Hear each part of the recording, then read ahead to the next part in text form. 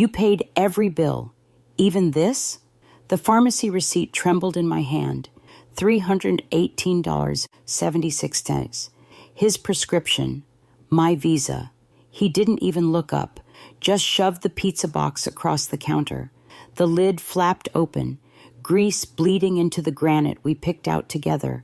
The last thing in this house we shared the cost of. Behind me, the fridge hummed, loud, uneven, like something breaking slowly. My fingers brushed the yellow post-it still stuck to the door. I'll take care of you always. His handwriting, 2018. It peeled off in silence and crumbled in my grip. I stepped back, and something crunched beneath my heel. A red envelope, final notice, his student loan, hidden behind the fruit bowl I always refilled. You're suffocating me, he said, eyes on the TV. I stared, words built in my throat, shards. Then I spoke. Funny. I thought I was the one breathing for us both. The receipt tore in half, a clean splitting sound, like a spine giving out. And then I saw it, reflected in the microwave door. His phone, lit up, a message from his brother. Brother, she still doesn't know about the second account? That was the moment everything changed, not because he lied, but because I realized I'd paid to be betrayed. We weren't always like this. When I met Daniel, he drove a battered Honda with a broken side mirror and kept change in an Altoids tin. I was 44, freelance copywriter, recently divorced. He was 39, mid-level office guy, button-downs, meal-prepped salads, steady. Steady felt like a miracle. 10 months in, we moved in together. I still remember the toast he made that night. To partnership, equal hearts, equal hustle. It sounded perfect, but partnership, I learned, is easier said over wine than tracked through bills. At first, we split things. Then life got messy. Bonuses delayed, surprise dental work, a sprained ankle that kept him off work for 6 weeks. And every time a gap opened, I filled it, quietly. By year 3, I was covering rent. By year 5, I paid for the electric, internet, car repairs, even the custom watch he gifted his brother, with my card and a note signed from us. I didn't complain. Love isn't a ledger, right? But slowly things shifted. He stopped saying thank you. Then he stopped noticing at all. When the lights flickered one night, he tossed me the bill like it was junk mail. Can you handle this? I'm maxed this month. Maxed, while I was working weekends just to stay afloat. Still, I told myself this was temporary, that one day he'd catch up, that he'd see me. Until one Tuesday night, after a long day, I asked if he could cover a small medical bill under his name. He stared right through me and said, "You make things feel heavy." That was the first time I didn't answer, just nodded, left the room. I didn't know it then, but I had just paid for the silence that would bury us both. After that night, the night he told me I made things feel heavy, I found myself moving differently. I still paid the bills, still stocked the fridge, still filled his car with gas when I took it for an oil change. But I started noticing the math. How many dollars went out under my name?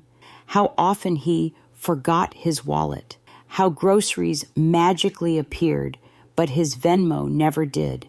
So I made a list, not for him, for me: rent, utilities, internet, car insurance, his cell phone, my cell phone, streaming subscriptions, groceries, gas, prescriptions, birthday gifts for his mom, his sister, his niece. It filled an entire page. And here's the thing, I wasn't keeping score.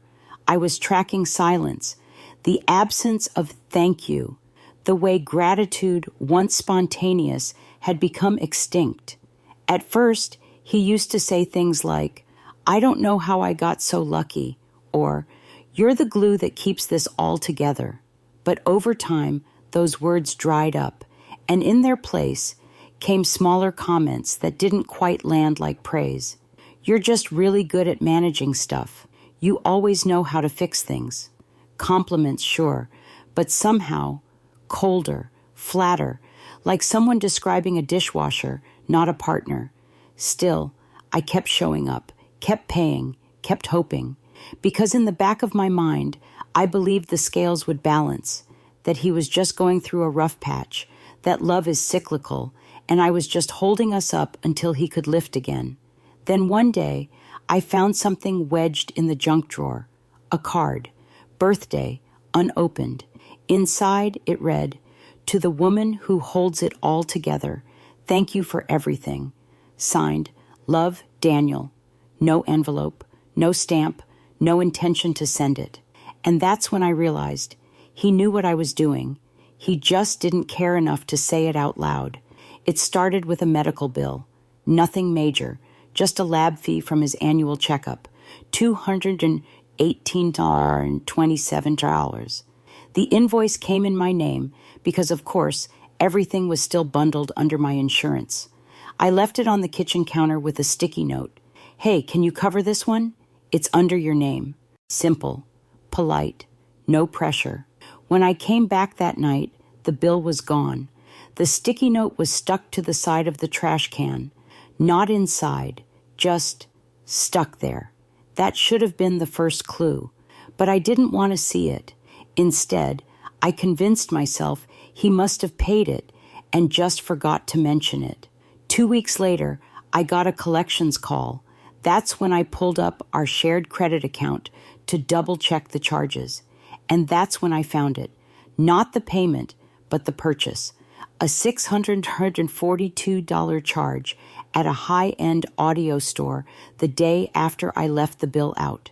AirPods Pro, Bluetooth speakers, noise-canceling headphones, all shipped to his office, not our home, not for us. And suddenly I remembered something he'd said that weekend. "Let's not do gifts this year. Things are tight." Except, apparently, they weren't. At least not for noise-canceling comfort. That was the moment the math started to hurt. Not just numbers, but intention. Who someone chooses to spend money on tells you exactly where they've placed their care. I didn't confront him that night. I needed more. I needed proof this wasn't just a lapse. But deep down, something in me already knew. This wasn't about one purchase. This was about a pattern, a quiet shift in the way love was being budgeted.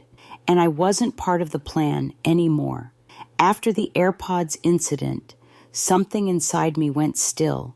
I didn't explode, didn't accuse. I just watched. And once I started watching, I couldn't unsee it. The way he'd leave the room when I entered, the way his phone never left his pocket anymore, unless he was in the bathroom with the door locked, the way his late nights at the office started happening more often and on Fridays. I began keeping track, not like a detective, but like a woman trying to prove to herself she wasn't crazy. One night I made pasta, his favorite. I added the fresh basil he always said made it taste like a restaurant. He came home, saw the table set, and muttered, "You didn't have to do all this." That was it. No thank you, no smile, no kiss on the cheek, just that. The next morning, I noticed the leftovers were gone. Not in the fridge, not in the trash. I found the container in his car 2 days later, still sealed, still full, next to an empty Chipotle bag. That's when I stopped cooking. I didn't say anything. I just put the basil back in the freezer. But it wasn't just dinners. It was birthdays, texts, touch. I'd reach for his hand on the couch and he'd scratch his leg instead. I'd send him a funny meme and he'd leave it on read. I got a head cold, and when I told him, all he said was, "Can you still work?" At some point, I stopped trying to be charming, stopped asking how his day was, stopped looking forward to weekends, because nothing was enough. And when someone makes you feel like you're too much and not enough at the same time, that's not love. That's emotional corrosion. But the worst part, even in the quiet, even in the ache, I still hoped he'd come back to me. Still believed that maybe, he didn't know how much he was hurting me. Until I saw the message. 3 words, typed, sent, delivered. That same week, I noticed something else. Our utility bills had nearly doubled. Water, electricity, internet, all of it spiking. I thought maybe there was a leak or a rate increase. She won't leave. After I read the message, she won't leave. I couldn't unsee what he saw. Me, as a fixed asset, a resource, a woman too tired to walk. And once he believed I wouldn't leave, he stopped pretending to play fair. It started subtly. The joint account I had set up years ago, just for shared bills, suddenly had fewer deposits. I thought maybe he forgot to transfer. Then I checked the transaction history. He'd pulled $3,000 out in chunks, $400 here, $600 there. No conversations, no notes, just quiet withdrawals.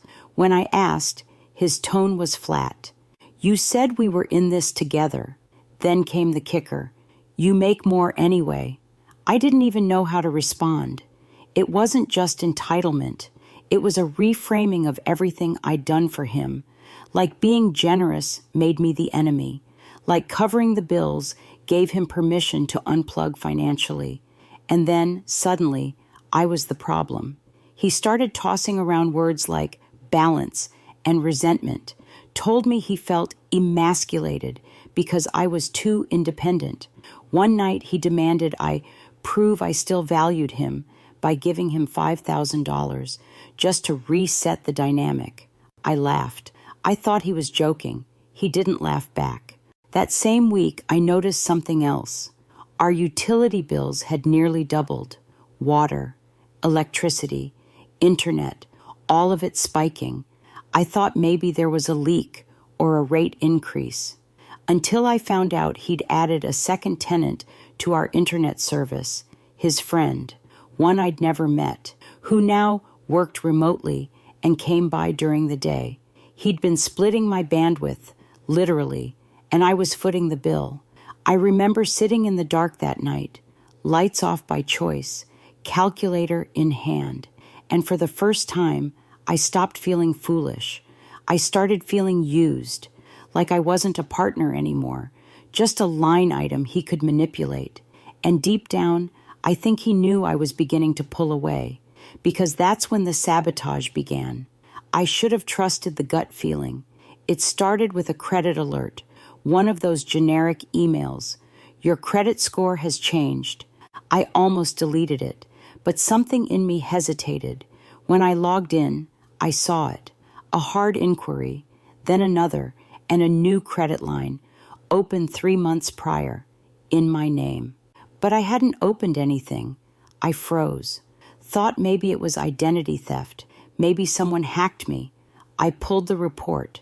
There it was, a joint business loan application, $28,000, flagged as pending review. The signatures looked familiar because one of them was mine. Only I hadn't signed anything. I sat there, heart pounding, scrolling through the uploaded documents, and I saw it. He'd scanned my signature from our old lease agreement, copied, cropped, dragged and dropped, digitally forged my consent. His name was there too, alongside mine. Except the business wasn't ours. It was his. And his partner, my old college roommate. I hadn't spoken to her in over a decade. Somehow he'd found her, convinced her to start a digital agency, using my credit score and my fake approval to secure the funds. The same man who once said, "I love how much you trust me," had weaponized that trust to finance someone else's dream. And it didn't stop there. I found emails, drafted but unsent, lined up like bullets in his outbox. One was addressed to a private lender. Subject line, contingency plan, if she finds out. Attached, a PDF, my signature, blank check template. It was like seeing my life Xeroxed into a weapon. I confronted him that night, quietly. I laid the paperwork on the table, one sheet at a time. He didn't deny it, didn't flinch, just stared at the pages like they meant nothing. You're resourceful. You'll recover. That's what he said. I think that hurt more than the lies. Not the theft, not the manipulation, but the assumption that I'd survive this because I always had, that he could break me and I'd simply sweep the pieces into a drawer and make dinner anyway. I didn't cry, didn't scream. I stood up, walked to the kitchen, and locked the drawer where we kept the checks, not out of anger, out of clarity. Because now I knew this wasn't just a man who took advantage. This was a man who bet against my silence and counted on winning. And the only thing scarier than realizing you've been betrayed is realizing you were never even seen to begin with. He walked in like it was any other Thursday, set his keys on the counter, kicked off his shoes, reached for the fridge. But this time I was waiting. At the dining table, every document laid out in perfect order, credit reports, loan statements, email printouts, a copy of the forged signature highlighted, and on top of it all, a sealed envelope labeled with the name of a lawyer I'd already spoken to. He paused. "What's this?" I didn't answer, just gestured to the chair across from me. He sat down slowly, looked at the papers like they were in another language. "You went through my stuff?" My voice was steady. "I went through mine. You just happened to be buried in it." He didn't deny anything, didn't apologize. He leaned back, arms crossed, and said, "You paid every bill, bought every gift, and now you say I'm a burden." There it was, the cold open, full circle, but now I wasn't confused. I wasn't wounded. I was done. "Yes," I said, "get out." He scoffed, said I was overreacting, that we could work through this, that I always make things dramatic. So I pulled out the flash drive, set it gently on the table. "This has every transfer, every forged document, a backup of your emails, and a record of every dollar taken from our joint account without consent. It goes to my lawyer tomorrow." He stood up fast, knocking the chair backward. "You're blowing up everything over a few $1,000s. I stood too, but I didn't raise my voice. "It's not the money," I said. "It's that you gambled on my silence and lost." We stared at each other, not like partners, not even like enemies, just like two people who finally saw each other for who they really were. "You'll regret this," he said. "I already have," I replied, and then I left. Not the house, not yet, but the version of myself that tolerated the slow unraveling. That night, he didn't come back, but the message he sent the next morning was worse than anything he could have said in person. The morning after, the silence felt heavier than any argument we ever had. No yelling, no slammed doors, just absence. He didn't come home. I didn't ask where he went. Instead, I made a list. Utilities in my name, canceled. The joint account, closed. A fraud report, filed. I called the lawyer again. This time, not just to talk. This time, to move. It's strange what survival looks like. Sometimes it's a woman at 7:12 a.m., wiping down kitchen counters with legal pads and a cup of cold coffee nearby. Sometimes it's Googling how to freeze your credit and crying over a phone charger you realize wasn't yours. I didn't tell anyone for a while, not because I was ashamed, but because I didn't want pity to be the first response. I needed clarity before I invited commentary. My friends eventually found out.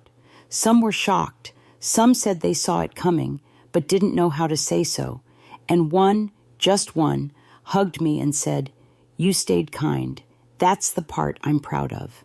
That broke me more than all the betrayal, because it reminded me of who I was, beneath the exhaustion, beneath the loss. I wasn't broken. I was bruised, and bruises heal. Now I live in a smaller place. It's quieter, simpler. The bills are mine, but so is the peace. And funny enough, so is the laughter.